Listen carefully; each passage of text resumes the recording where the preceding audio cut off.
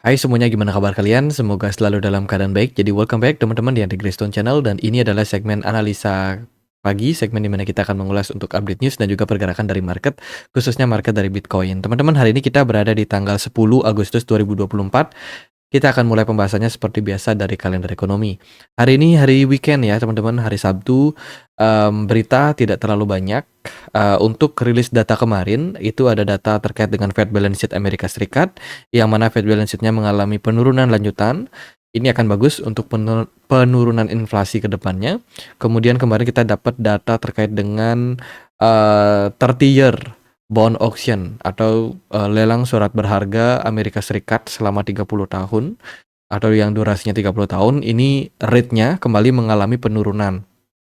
Ini adalah indikasi mulai ada kepercayaan terhadap pasar di mana The Fed akan mulai memangkas suku bunga, sehingga dari suku bunga dari obligasi atau return dari obligasi ini sudah semakin diturunkan sampai poin saat ini.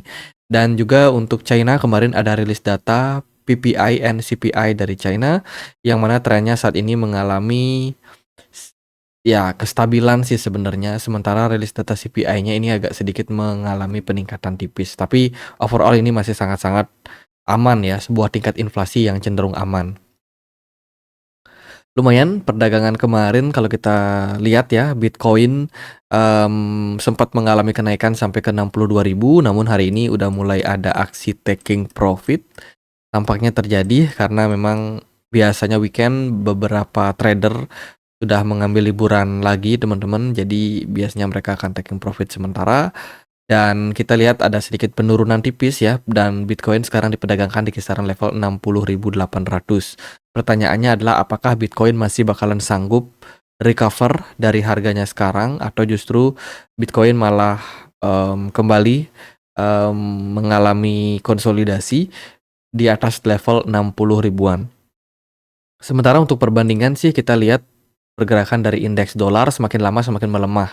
Teman-teman, ini tentu saja merupakan sebuah kabar yang bagus untuk pasar, di mana ekspektasi terhadap penurunan suku bunga di bulan September ya itu masih dalam posisi yang lumayan tinggi.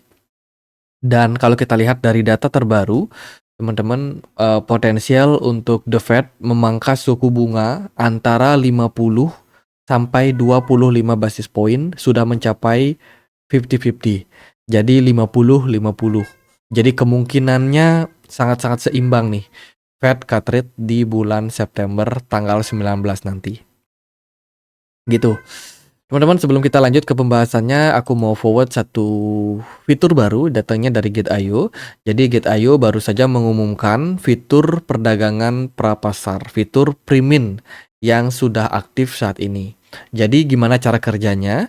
Jadi pengguna dapat mengunci USDT atau melakukan staking ya untuk USDT kalian untuk mencetak pre-token dan melakukan pemesanan di perdagangan untuk mendapatkan keuntungan yang lebih. Fitur ini mulai sudah bisa berlaku dan tersedia di beberapa pilihan token. Nah, jadi cara fitur ini bekerja sebenarnya sangat-sangat simpel. Teman-teman cukup punya USDT, kemudian teman-teman staking USDT kalian. Dengan begitu, teman-teman akan memperoleh pendapatan ya dari dari token-token yang baru akan listing ini. Seperti contohnya nih, ada beberapa token seperti Dogs, kemudian juga HMSTR ya, HMSTR yang sudah ada fitur pre-mint-nya. Namun di beberapa token itu kelihatan belum tersedia fitur pre-mint-nya. Jadi ini hanya untuk beberapa token saja yang sudah di listing di Gate.io. Dan kalau kita lihat dari sini, kita bisa menggunakan fitur pre-mint ini. Ya, kita bisa melakukan staking USDT ataupun dengan melakukan perdagangan langsung atau pembelian tokennya secara langsung. Kalau teman-teman melakukan staking USDT di Gate.io, nanti teman-teman akan berpeluang untuk mendapatkan token-token yang ada di sini seperti Dog, ada Hamster, mungkin juga ada beberapa. Nah, ini Bit belum masuk, Eigenlayer juga belum masuk. Jadi lumayan tuh akan menuhin kalian punya wallet ya, karena jumlah dari token yang kalian miliki itu semakin lama semakin banyak. Itu. Jadi contohnya teman-teman bisa staking maksimum kalian punya USDT berapa, teman-teman bisa staking di sini. Nah, sementara sih aku belum punya USDT. Jadi nanti coba buat top up. Kalau teman-teman udah oke, nanti teman-teman di sini akan lihat nih berapa total USDT yang sudah berhasil di stake, kemudian berapa orang yang ikut dan berapa jumlah dogs yang bakalan dicetak dari fase pre-mint ini. Nanti teman-teman bisa klik centang dan langsung tinjau hasil pencetakan. Jadi kurang lebih begitu caranya buat teman-teman yang pengen berpartisipasi dalam campaign ini. Nah, Gate.io tersedia banyak sekali fitur-fitur untuk perdagangan kripto kalian. Ada market spot, ada market futures, perpetual futures ya, termasuk juga ada derivative futures dan juga option. Selain itu, teman-teman juga bisa melakukan staking dengan fitur Simple Earn atau Hold to Earn.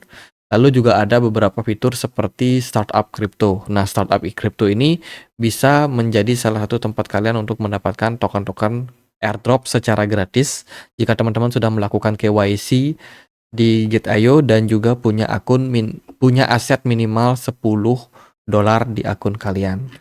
Gitu. Jadi nanti teman-teman bisa klaim secara gratis token-token airdropnya. Itu more information bisa cek di link yang ada di kolom deskripsi. Teman-teman, kita akan sedikit review terkait dengan kondisi dari market crypto ya. Ini adalah market crypto summary. Teman-teman, saat ini kondisi dari pasar ya itu dalam posisi yang cukup tidak stabil. Kenapa? Karena kemarin kita baru saja mendapatkan tekanan jual terkait dengan penjualan dolar ke yen Jepang. Ya, kemarin kan yen sempat mengalami kenaikan disebabkan karena Bank Sentral Jepang menaikkan suku bunga dari 0,10% dinaikkan menjadi 0,25%. Waktu itu yen mengalami peningkatan signifikan dan ini menyebabkan sell off terjadi di banyak sekali aset-aset beresiko seperti saham US ya, kemudian juga komoditi. Banyak yang keluar dari pasar US untuk masuk ke yen, berspekulasi di market forex, foreign exchange. Teman-teman masuk ke yen, akhirnya yen mengalami peningkatan, Bitcoin, S&P 500 semuanya mengalami drop. Ya, waktu itu pergerakannya drop lumayan signifikan. Dan kalau kita lihat dari perspektif yang lain, Bitcoin sudah mengalami penurunan. Dari sebelumnya dia mencapai level 72 ribuan something, turun menjadi 53 ribu di drawdown terdalamnya. Dan penurunan tersebut sudah sebanyak 30%. Sementara Ethereum turun lebih dalam, sebanyak 46%. Dan kalau kita lihat dari data yang lain terkait dengan open interest, sebenarnya saat ini pergerakan Bitcoin masih dalam proses konsolidasi dan kita pengen melihat adanya peningkatan interest terhadap kripto ya. Bitcoin tentu saja lebih menarik dibandingkan dengan Ethereum kalau kita melihat dari chart, teman-teman. Selain itu, dilihat juga dari data funding rates. Ya, kemarin ada outflow yang sangat besar terjadi pada market ya disebabkan karena tadi sentimen dari yen. Namun sekarang pelan-pelan sudah mulai ada indikasi recover. Ini baru muncul sebuah sinyal yang kemungkinan bakalan positif. Namun tentu saja ini untuk jangka menengah, teman-teman. Jadi bakalan challenging untuk market seperti apa meresponnya. Apakah bakalan lagging atau justru bakalan leading?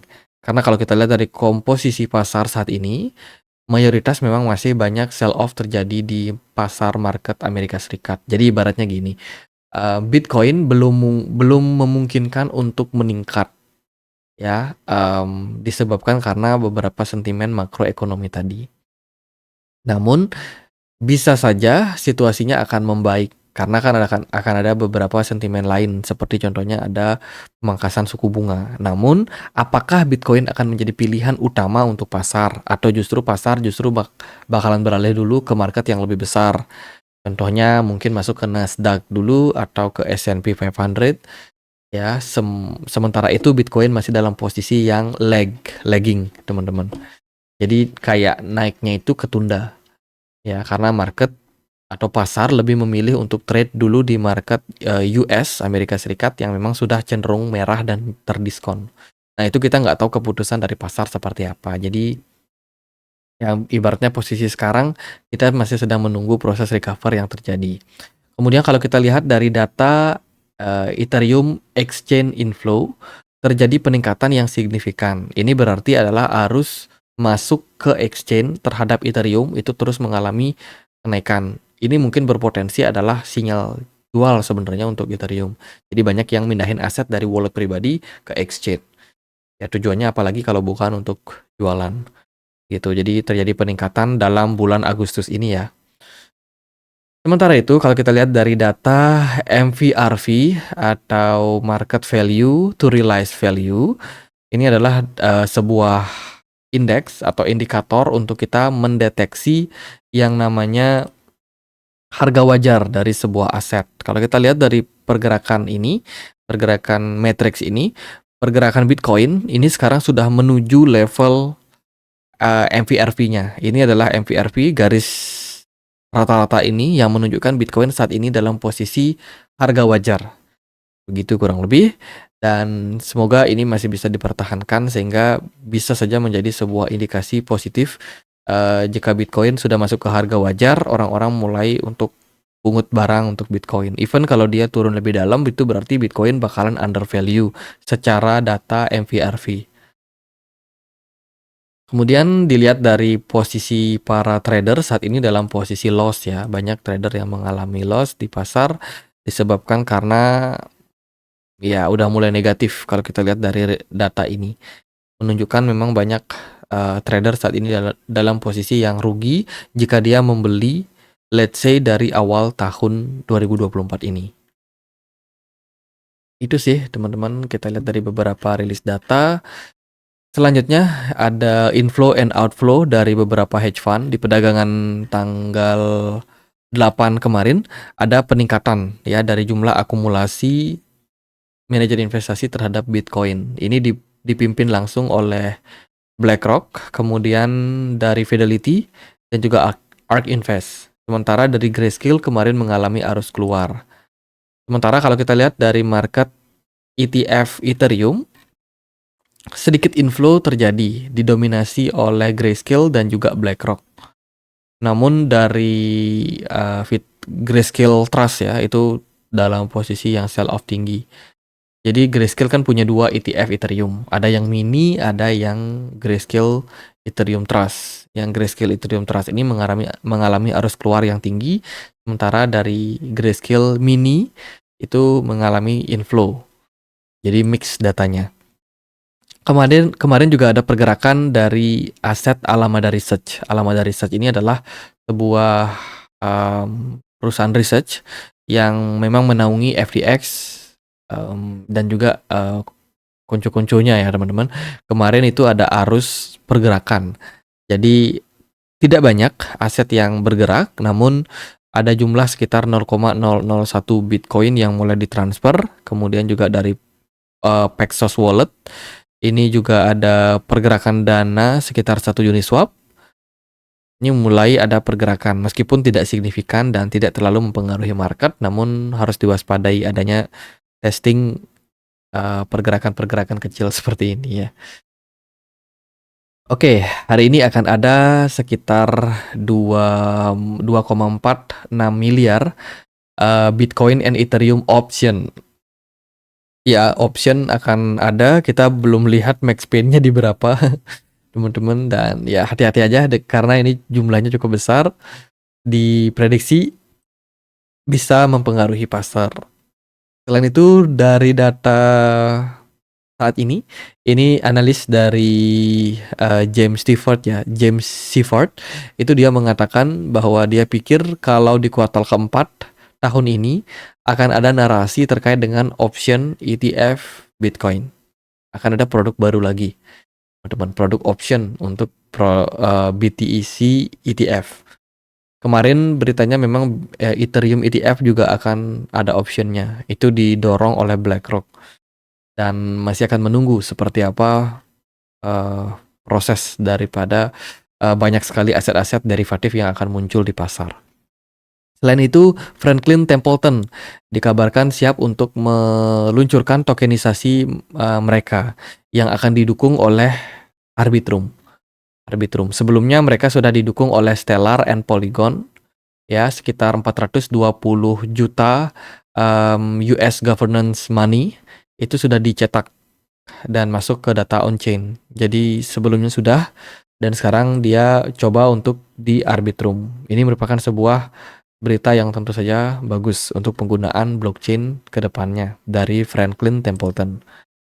Terus dari berita yang lain datang dari Tether US, dikabarkan bakalan meningkatkan jumlah staff mereka di pertengahan 2025. Ini tujuannya adalah untuk mendukung jumlah stablecoin USDT yang akan lebih banyak mereka cetak. Ya, mereka akan meningkatkan jumlah karyawan karena jumlah pekerjaan mereka akan semakin meningkat. Jadi ini bisa juga menjadi salah satu sinyal yang bagus. Semakin banyak USDT yang dicetak, potensial untuk pasar bergerak juga akan semakin tinggi. Gitu. Kemudian dari data yang lain ada Ripple yang akan memulai untuk testing RL USD. Ini adalah stablecoin baru yang akan dibikin oleh Ripple Lab. Ya, dikabarkan mereka akan siap untuk merilis sebuah stablecoin baru yang akan di backup 1:1 dengan USDT, teman-teman. Itu, dan saat ini sih Ripple kemarin sudah selesai dari sidangnya dan kena penalti ya, sekitar 125 juta terkait dengan kasusnya dengan SEC, dan membuahkan hasil Ripple dinyatakan bukan sekuritas. Namun berita terbaru, rumor-rumornya ya, itu ada yang mengatakan bahwa kemungkinan ini bakalan dijegal lagi atau akan ada banding lagi. Jadi nggak selesai-selesai nih Ripple. Oke, lalu gimana nih impact-nya terhadap pasar?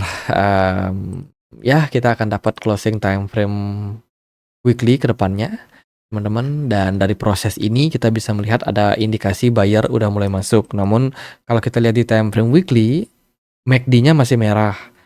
Ya, smart money sudah mengalami penurunan sudah mengalami penurunan yang lumayan signifikan sejak bulan Mei kemarin untuk Bitcoin. Apakah Bitcoin bakalan kuat bertahan di kisaran 60 ribuan something? Ya, menarik untuk kita perhatikan. Tapi kalau dari opini saya, sebaiknya sih jangan terlalu FOMO. Kemudian kalau kita lihat dari Bitcoin di time frame daily, sebenarnya tren sudah mengarah ke posisi yang bagus. Smart money belum meningkat, belum ada indikasi kuat dari smart money. Kita masih menunggu apakah Wheels akan memberikan sinyal. Dari time frame 4 jam pun juga menunjukkan korelasi yang serupa. Smart money kelihatan sangat-sangat kecil. Dari kenaikan yang terjadi kemarin, aku sendiri belum cukup yakin kalau Bitcoin akan mencapai kenaikan-kenaikan yang lebih tinggi. Saya masih melihat proses ini hanyalah proses retracement sesaat untuk Bitcoin. Dan lebih kayak menunggu sinyal yang lebih jelas. Karena kalau kita lihat dari sini, smart money tidak terlalu banyak. Kemarin juga dari Coinbase Prime, itu ada sedikit lonjakan ya teman-teman, mengindikasikan memang whales ada yang masuk. Memang kalau kita lihat dari data, whales ada yang masuk dari ETF. Ya, tapi ini belum berarti kalau mereka akan tetap mempertahankan harga. Bisa saja whales-nya cuma trading dan taking profit di weekend. Who knows, teman-teman. Jadi ibaratnya seperti itu. Kemudian di time frame 1 jam, kalau saya melihat juga pergerakan Bitcoin sedang mencoba untuk bertahan ya di atas level 58 ribuan. Jadi ini adalah sebuah upaya dari Bitcoin untuk memberikan sebuah indikasi, wah kita ini udah mulai strong nih, harga udah mulai bagus. Sehingga bisa menarik lebih banyak investor untuk masuk. Namun apapun itu upaya mereka, kita akan masih menunggu. Masih menunggu untuk seperti apa impact terhadap pasar. BTC Dominance kemarin terus mengalami penguatan ya. Beberapa aset kemarin drop, altcoin especially ini udah mulai mengalami penurunan lanjutan. Teman-teman rata-rata pada merah. Jadi BTC Dominance ini bakalan menjadi musuh terbesar untuk altcoin karena prosesnya terus mengalami tren kenaikan dari waktu ke waktu. Untuk Bitcoin, jika dia mampu konsolidasi di kisaran di atas level 58 ribuan something, merupakan sebuah indikasi bagus. Bisa jadi buyer terindikasi sudah semakin kuat ya, jika Bitcoin mampu mempertahankan area tersebut. Namun jika memang pergerakan dari Bitcoin justru malah breakdown di bawah level 58.000, maka hati-hati, pergerakan Bitcoin berpotensi turun lebih dalam lagi ke 54.000. Kalau dari saya sih gitu aja, paling nggak terlalu banyak ya untuk technical analysis, karena ini benar-benar ya kita bisa melihat prosesnya Bitcoin sedang berusaha untuk mempertahankan harga yang level yang ada di atas level 60.000. Tapi dalam upayanya apakah berhasil atau tidak, semua balik lagi ke pasar. Sentimen pasar akan memberikan impact terhadap pasar Bitcoin. Itu aja paling buat update kali ini. Semoga videonya bisa bermanfaat, dan bila mana teman-teman ada pertanyaan lain, ada koin lain buat dibahas, bisa banget tulis di kolom komentar channel YouTube ini. Dan sekian aja akhir kata saya Andri, makasih.